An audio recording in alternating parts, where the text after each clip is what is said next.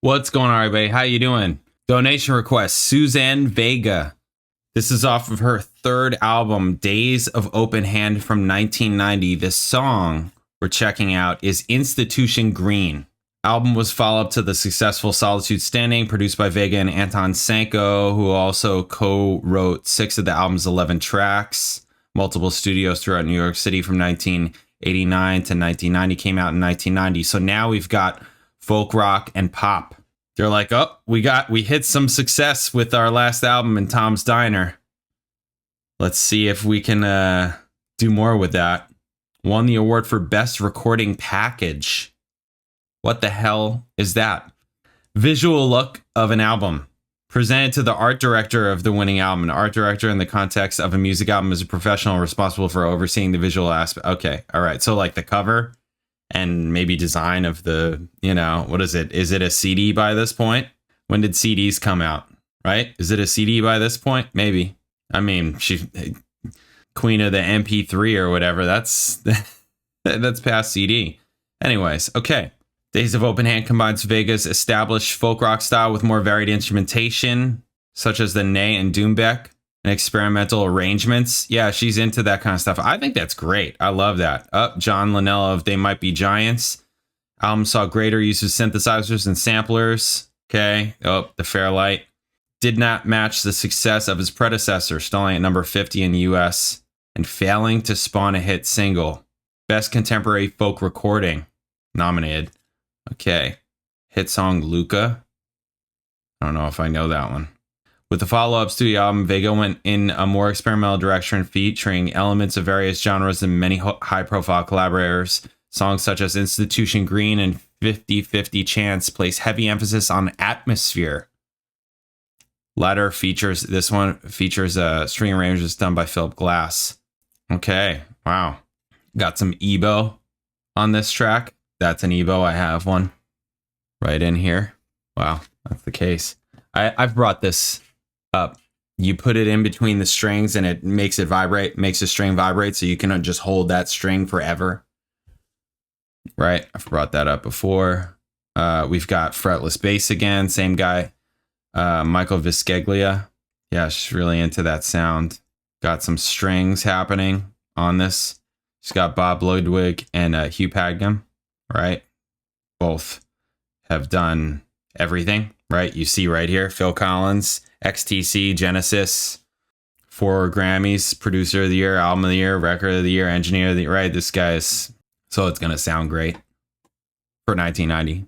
I'm probably beyond. Anyways, let's get into this. Institution Green. Let's check it out. Bam.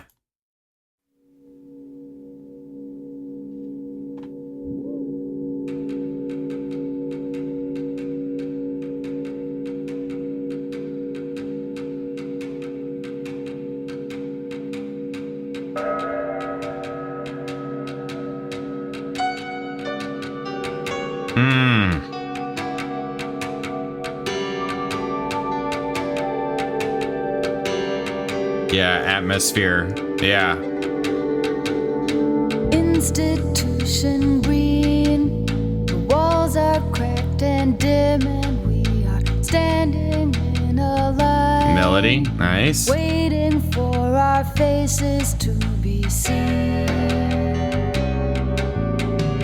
Great piano. Very 80s sound still, right? 1990. Institution green. Watch the floor and count the hours. None will meet my eye. Private people in this public place.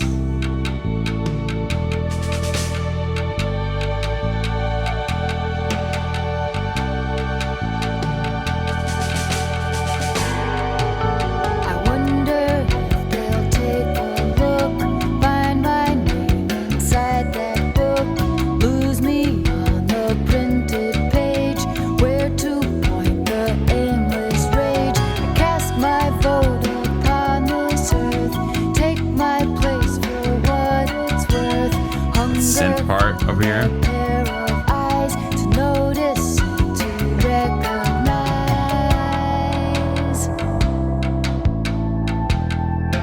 Yeah.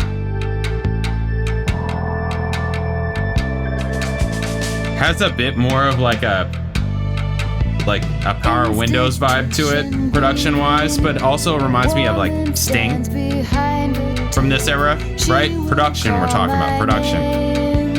After that, I'll be admitted.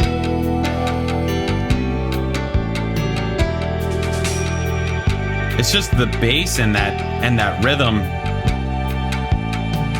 that's like holding it together. And it's just like, yeah, atmosphere. I love the piano.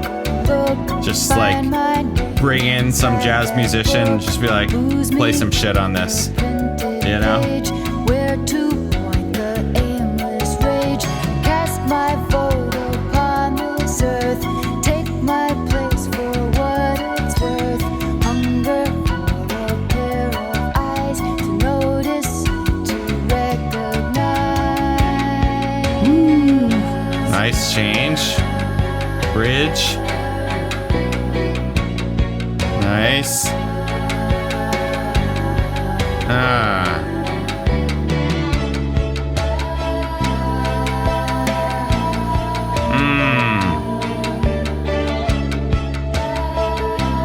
You would think half step down, they go a whole step. Yeah, that's great.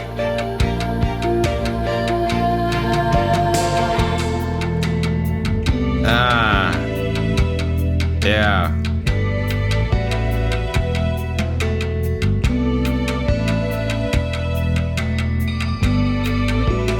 Institution green, teach me how to pull the lever, push the curtain closed, take what's needed, then just let me go.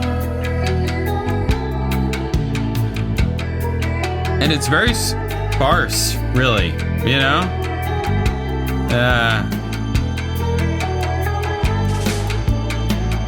What's needed, then just let me go.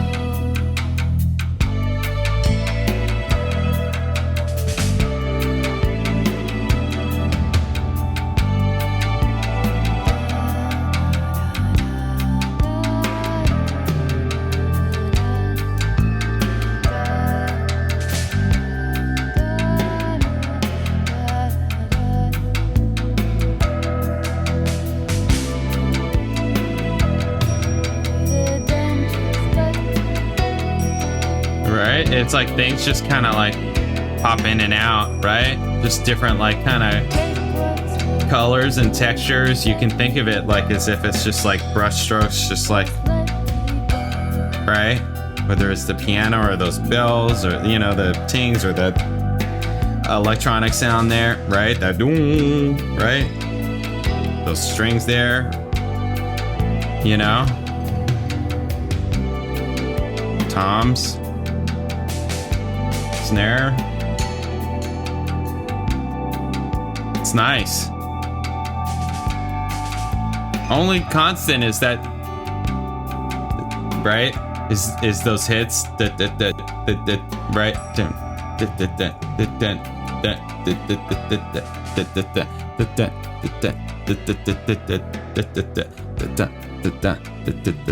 And the bass. Nice bridge. Long fade.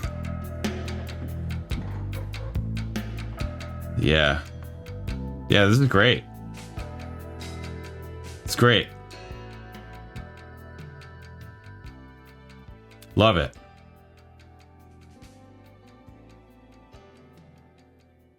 Yeah, I love it. I love it. I love it. Love it. She reminds me of when I lived in Boston. I used to do sessions and I would bring in jazz musicians and we'd play songs and we would try and make it interesting and sometimes weird, maybe a lot of times weird. And it would just be like improvised.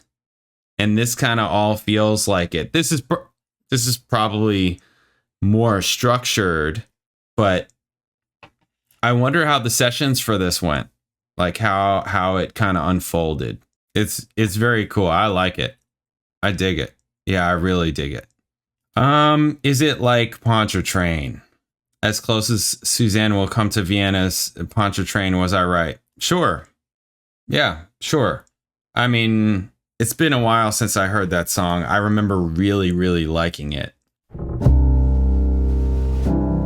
Yeah, this is a great sound and vibe too. Also reminds me of stuff I used to listen to when I lived in Boston. Can imagine just driving along the Charles, right? And she's got very much a similar type of voice because Ever so faint, slow tambourine. that's nice. I don't That's very nice. want your dream, darling. I mean, in ways, you can make connections where they're similar. In other ways, it's like they're not the same. But I like them both. I'll say that. I like them both. Upon this earth, take my place Yeah. for what it's worth. Yeah, the sounds on this remind me of like Sting. Yeah, what are some Sting discography? We're talking about like Isle of Souls, Soul Cages. I meant, yeah, Soul Cages. That's what I meant. Yeah, I meant this. Yeah, Island of Souls. That's, yeah. I meant this album. Kind of reminds me just sonically of this type of, and look at that, Hugh Padgham. Look at that. Was he on the other one too? Yes. That's that ear. You only get that from listening to a ton of shit, like a ton of stuff. We'll say, right? And this guy's playing with the best of the best of the best of the best, right? And he's getting cats like Kenny Kirkland and Branford. So it's that bringing in the jazz side into your songs. Just you're a songwriter. It's like pop, whatever, right? It's more pop, not specifically jazz, but then you have the jazz behind it. I really like that. I love that because those musicians are going to bring they're going to have a different approach to your music that I really like. May not be for everybody, right? It's not just straight up, or whatever, I'm just thinking of like just more basic type of approach. That's not to say that they can't do that, but they're painting with entirely different paint brushes and colors and color palettes, and they're able to mix and get entirely different shades than someone that's just more straight up pop or someone that's just more straight up rock. That's just what it is. I really like that. I think that a lot of people, just for me, when I'm playing just rock music or pop music or any style really that's not jazz, because I don't really play jazz even though it's informed me. I think that people notice me and my playing for that reason, because jazz informs me and it brings a depth of playing that is not in your standard just pop musician or just rock musician. Like, no, I just know rock music. It's this level of depth. That's, to me, the bonus of learning jazz. And I'm not some incredible jazz player. I'm not. But I studied it and it's informed me, right? My playing. I've brought that everywhere. So anyways, this is really nice, right? Days of Open Hand, the album, Institution Green. Dig it. Really love it. Really love it. She's great. She's great. All right, we got a couple more. Suzanne Vega. I'll catch you in later.